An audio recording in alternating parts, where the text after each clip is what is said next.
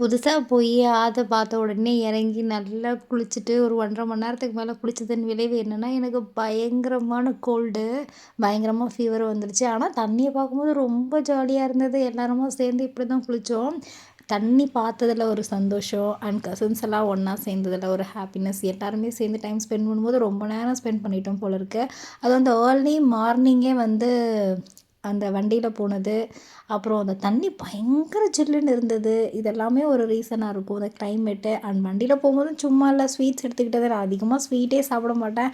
ஆனா கசின்ஸ் எல்லாம் கம்பல் பண்ணதுனால 1, 2 ஸ்வீட்ஸ் எடுத்துக்கிட்டேன். ஒண்ணு கிளைமேட்டு, அந்த ஏர்லி மார்னிங் அந்த ஓப்பனா இருக்கிற அந்த வண்டியில போனது, அப்புறம் அந்த சில்லு தண்ணி இது எல்லாம் சேர்ந்து என்ன டோட்டலா காலி பண்ணிடுச்சு. செம்ம கோல்ட் ஆயிடுச்சு. தொண்டெல்லாம் பயங்கர வலி.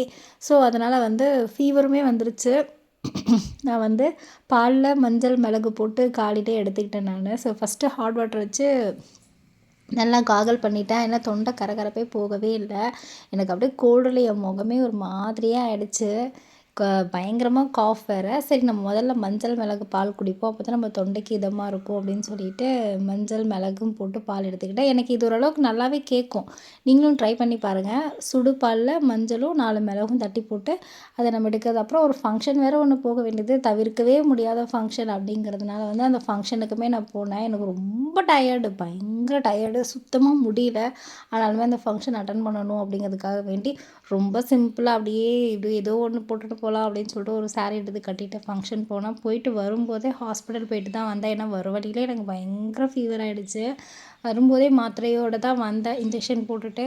அதுக்கப்புறம் நான் டாக்டர் சொல்லி எனக்கு நிறைய டேப்லெட்லாம் கொடுக்காதீங்க. கொஞ்சமா டேப்லெட் கொடுங்க. என்னால் சுத்தமா முழுங்கவே முடியாது அப்படின்னு. சின்ன வயசுலேருந்தே அப்படி தான் மாத்திரை குடிக்கணும்னா ரொம்ப கஷ்டம்.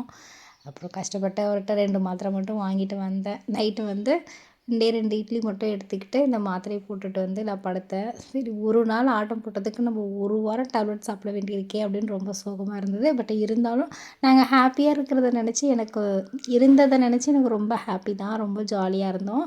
சரி சீக்கிரமாக உடம்பு ரெடி பண்ணுவோம். இன்னொரு வீடியோவில் பார்க்குறேன். டாட்டா.